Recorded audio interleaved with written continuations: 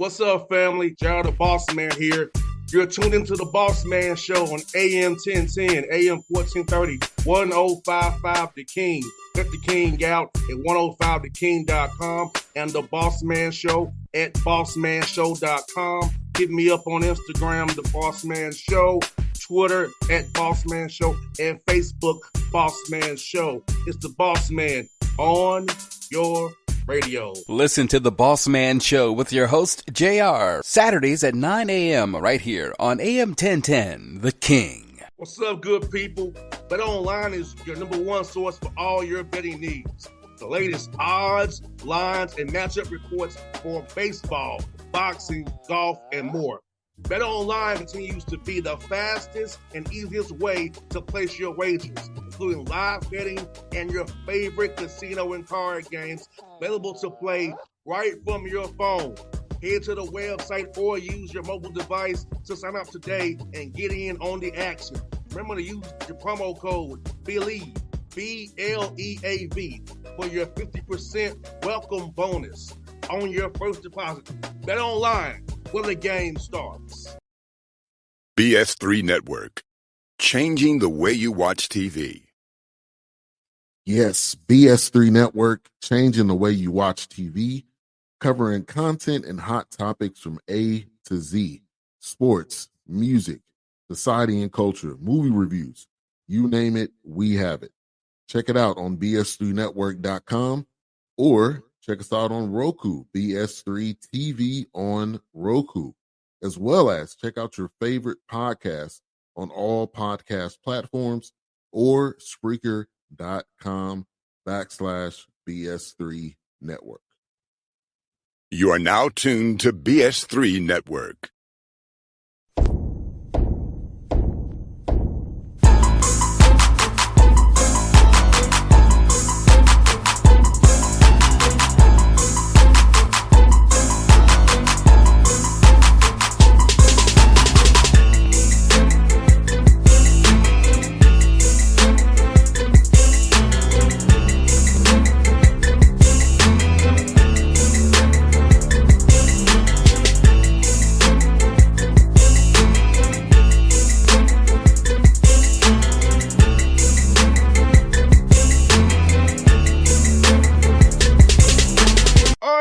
Back on the Bossman Show, going over to Holly Springs, Mississippi, right below Memphis to Russ College. Talk to Coach Howard White. We're on the Bossman Show. Coach White, how you doing, man? I'm doing great, my man. How you doing? I'm doing well. Coach, I've been new head coach here at Russ College, man. Well, tell me, what does this mean to you, and how's it been trying to get this thing built and going, Coach? Well, you know, it means a lot, man. It's a great situation here. You got a great situation where you can build. Got a great recruiting class that came in this year.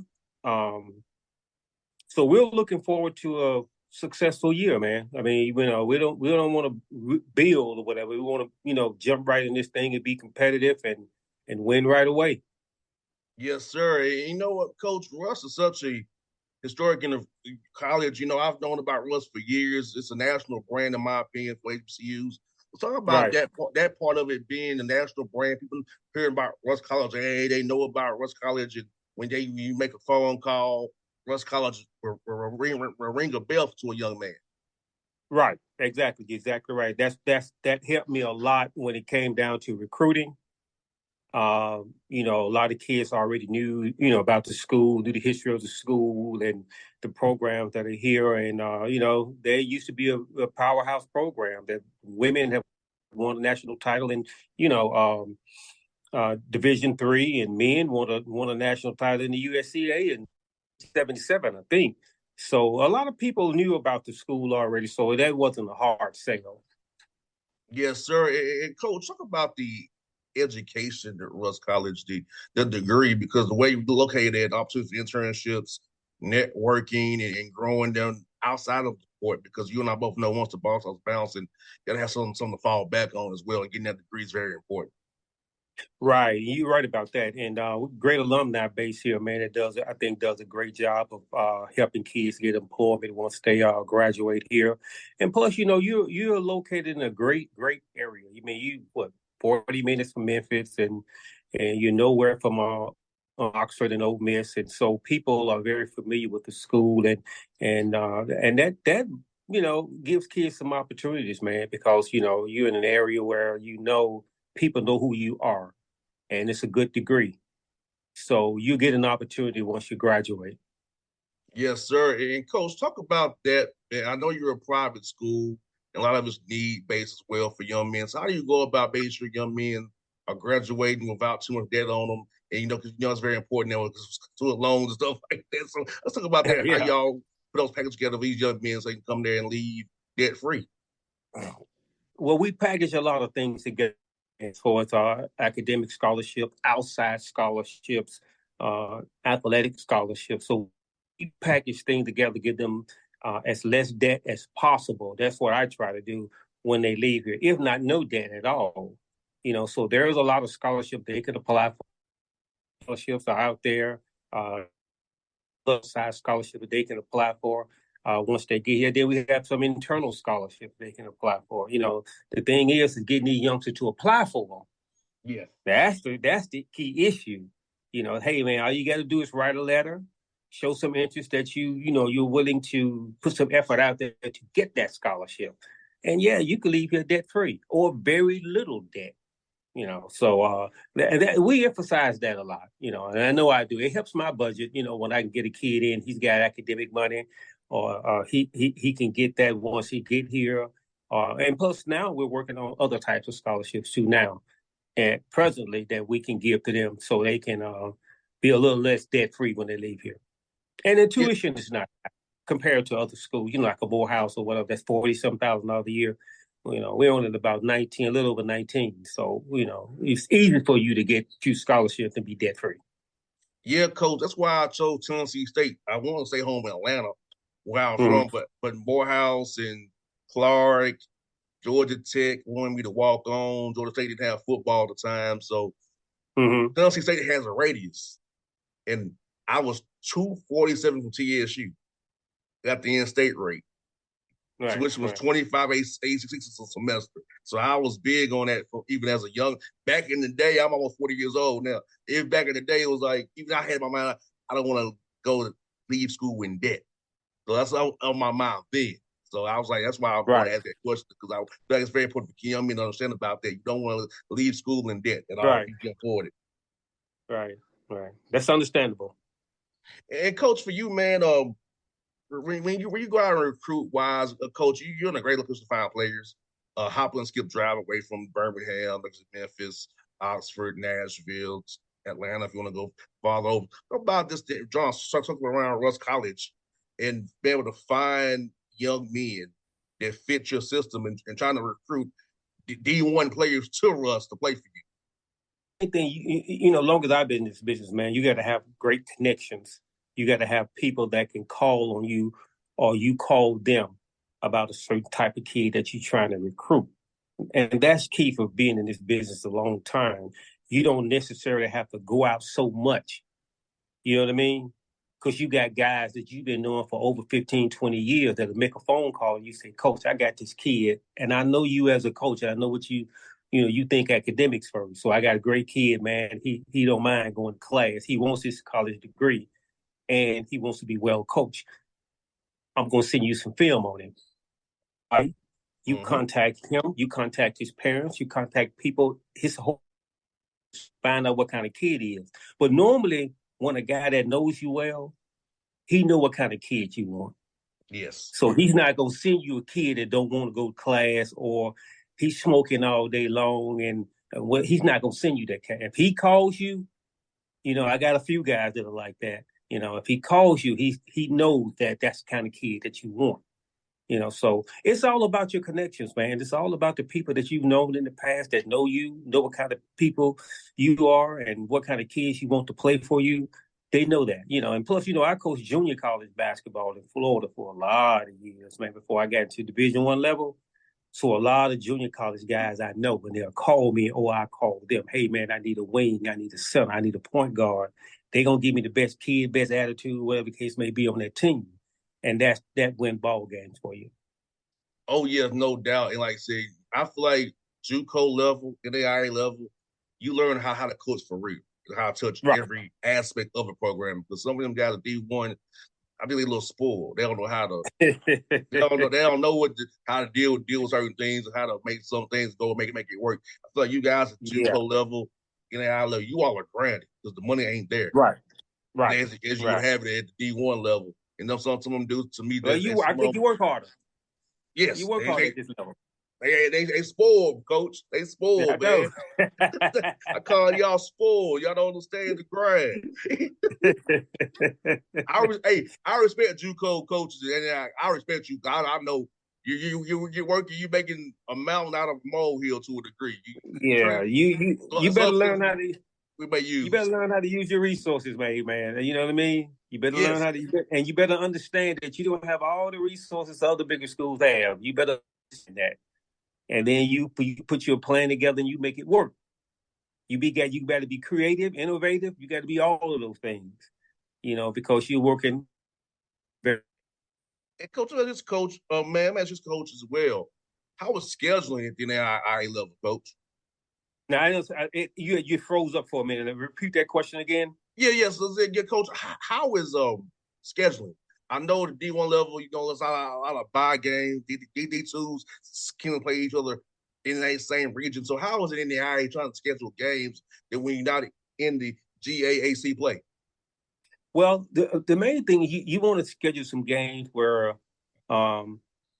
your kids get a chance to play against great competition. Not a lot of these cups, but you want to throw in a couple of exhibition games where you can make some money. This year we're playing Troy and Miles College, they're Division II. So we get a chance to make some money off those games. But then again, you want to play at least one, maybe two games where you have an opportunity to have your kids have some confidence. You don't want to play all the hard teams and, that type of thing, but we want to mix it and balance it out a little bit, where you have a couple of games where you're going to get challenged. Then if you have some games where, it's almost like a practice, but still, can you get up for the games that you can beat?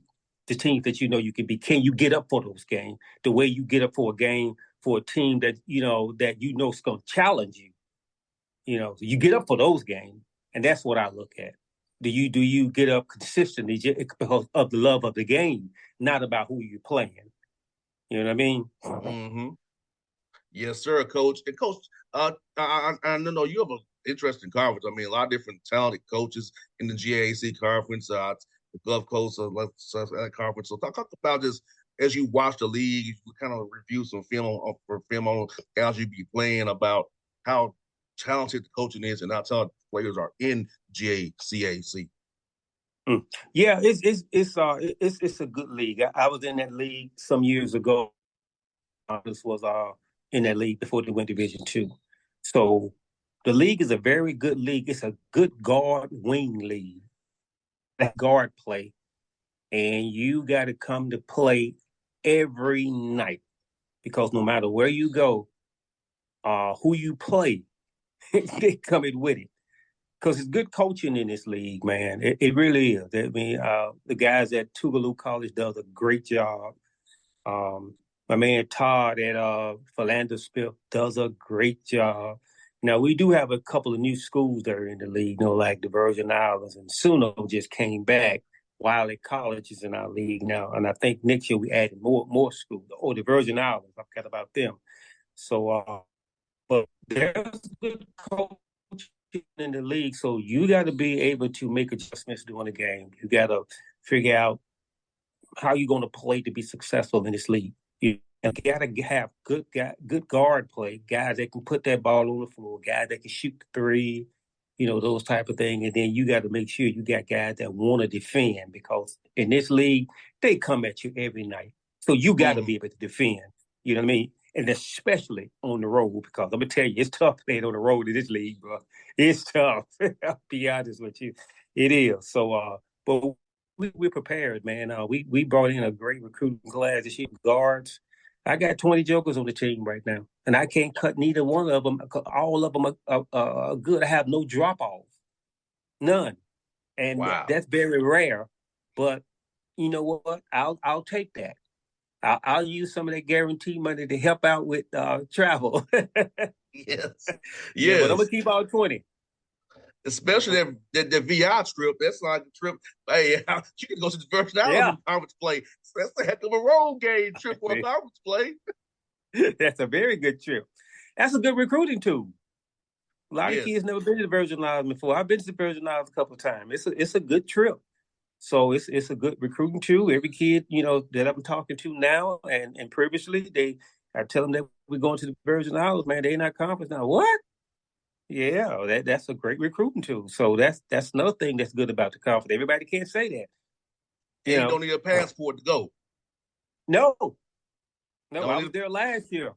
With Edward Waters. We went to they had a classic over there last year for all the a lot of HBCUs, Virginia State and people like that. Yeah, it was nice, man. And my kids were excited because a lot of them never seen blue water before or been to a different type of culture just to experience that. So, hey, it's gonna be all right. and they look like you. And there you go. Exactly right. It's a good lesson on how we all got here. Exactly. People over there in Ireland will tell you the history. Yes. Trust Coach, me it's on funny that. because Coach, it was funny. Me as a 6-year-old in Atlanta playing travel baseball, that's how I learned. My dad I said, Dad, they look like me, they talk different. They talk different. Then my dad was like, son, let me help you. A point of a finger and a boat trip is wide. You here, he was there. So, that little travel baseball lesson exactly right. taught me that little tidbit about who we are and why it is the way it is. So that little 6-year-old lesson my dad gave me. I was like, well, he talk different. Right. My dad broke it down like that. One little finger and a boat trip. It's wild. It's funny how somebody paid that. You're right. Yes, sir. Yeah, Coach, as his coach for you, man. At what point of your career did you decide you wanted to become a coach? Like, what part of your journey you said, "Hey, coaching is going to be my passion. I'm going to attack for the rest of my life to help out young men." In the maybe middle '90s, and I rode to this was at a junior college. I was working there, but I wasn't coaching there, and I rode against it with the coach. And he and I were just talking basketball on the way, from Jackson Drive. So we were just talking basketball. And he said, hey, man, you got a very good IQ for the game. He said, you should consider getting into coaching. I said, and everything. I started off volunteering. Gotcha. And it went from there. When something hits you, man, that this is what you're supposed to be doing, it hits you really hard, and you can't ignore it. Yes. So you do everything you can to make it successful. Like I said, I started off volunteering at a junior college, and I had a good friend of mine to tell me, said, Coach, yeah, I know you just got in this thing. It's different than any other career. It's different. He said, you going to need to have about 4 to 5 years before you feel comfortable that you know what you're doing. Those jobs give you, 90 days? If you didn't get it in 90 days, you're in trouble. Yes. I said 4 to 5 years. But you know what, though? That person was exactly. It took about 4 to 5 years when I was very, very comfortable about recruiting, identifying talent who can play at that level, this level, whatever the case may be. Started bringing in classes, man, to that junior college, and they hadn't won like conference titles in a long time. Mm-hmm. And I got at Florida. The guy recognized it. He was like, "Man, you bring in great talent." I understand that, what kind of kids can play at what level or whatever the case may be. And I tell people this all the time. There's a different kid. He may be high major, right? But there's a difference between a high major kid at Ole Miss or Mississippi State and a high major kid that's going to Duke, North Carolina. They're a different kind of talent. Yes. Instantly, that type of talent. But North Carolina, Duke, Kentucky, they will. So you have to take your time and understand and study what kind of kid can play at what level. Even at this level where I'm at, NIA, what I try to do is I try to bring in kids that I know they're a little bit above NIA. Yes. You know what I mean? I did that as a junior college coach. That's why I was getting recognized. I would bring in kids. I don't want to bring in no kid I got to develop. I want to bring in a kid that right now he can go play Division I or Division II basketball. I had to go to junior college because of great test scores, grades, whatever the case may be. You want a kid to develop, you send him to a prep school. You got to compete. And so I want the type of kid that can come in here that Division I assistant coach calling me about. Shit, one year, cat, I had 8 to go Division I at junior college one year, 8. Wow. We talking about Louisiana Tech, Xavier, TCU, Arkansas, Little Rock, Long Beach State, Louisiana Tech, Morehouse. We had class that year. That's what I try to do. So the class that I brought in this year, all these kids here can play above NIA. And that's how you got to compete in this league because everybody else going to do the same thing. Todd Day going to do the same thing. My man at Tubu going to do the same thing. All of them going to do the same thing. They're looking for the kids that they know playing higher than NIA basketball. That's all. And because when you get to the national tournament, it's going to face anywhere. You're going to face them kind of team. The guy that transferred Division II, Division I schools and transferred in, you're going to face some kind of kids. So you got to try to get it done early. So that's what I try to do. And Coach, last one for you, coaches, man. When you're not busy recruiting and coaching your tail off, so like, how do you get away from the court and kind of decompress and just have some time for yourself, man? Oh yeah, man. I most definitely. I do that a lot, man. I like to travel and I like shopping. You know, I go just hang around because you can't do that. You can't let consume you, bro. You just can't do that because it would eat you up. Trust me, it would eat you up, man. So you got to find go visit family, friends, or whatever the case may be. Because normally, be honest with you, I don't take basketball. You know what I mean? Yeah, I don't take basketball. Or we win. It stays here. You know what I mean? I get ready for the next game. And my kids love that because I don't come in and we'll watch film and we'll correct some things, but then we move on. Because, when you correct those things, that should help you in the next ball game. So you start concentrating on your next game, so you don't harp on what happened last ball. My guys go all the way back 3 games before, harping on what happened or whatever the case. I don't do that. We don't get into that. So, and that's one thing that I think those kids love about me because I don't stay in the past, man. I just look, man, we got a ball game in a day or two. So we're going to correct what we did here or whatever it may be, and then we move on. No doubt. Well, Coach White, it's a pleasure to have you on the show today, man. We got to do this again real soon. I do come to Memphis and cover the Grizzlies, so I could catch you when I'm in Memphis. If you're on Atlanta Hawk game, let me know. And do you all play at Fisk, Coach, or you don't play at Fisk? Okay. Sounds good. Because, yeah, Coach, I'm going to make sure we help you out, man. So I'm going to get your number offline, man. It's really fun to talk to you today, man. I know you're a legend in this business, man. So to have you on my show, man, today, definitely an honor and a privilege, my good brother. All right. Appreciate you, my man. Thank you, Coach. All right. Thank you. BS3 Network. Changing the way you watch TV.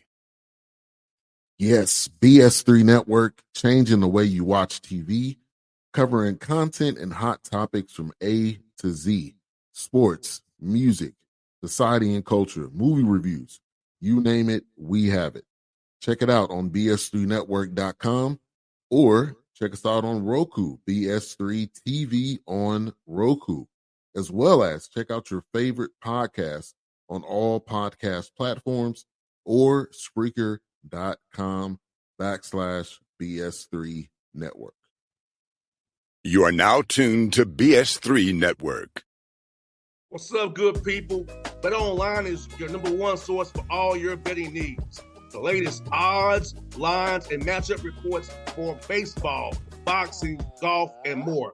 BetOnline continues to be the fastest and easiest way to place your wagers, including live betting and your favorite casino and card games available to play right from your phone. Head to the website or use your mobile device to sign up today and get in on the action. Remember to use your promo code BELIEVE, BLEAV, for your 50% welcome bonus on your first deposit. BetOnline, where the game starts. What's up, family? Jared the Bossman here. You're tuned into the Bossman Show on AM 1010, AM 1430, 1055 The King. Check The King out at 105theking.com and the Bossman Show at bossmanshow.com. Hit me up on Instagram, The Bossman Show, Twitter at Bossman Show, and Facebook, Bossman Show. It's the Bossman on your radio. Listen to The Bossman Show with your host, JR, Saturdays at 9 a.m. right here on AM 1010, The King.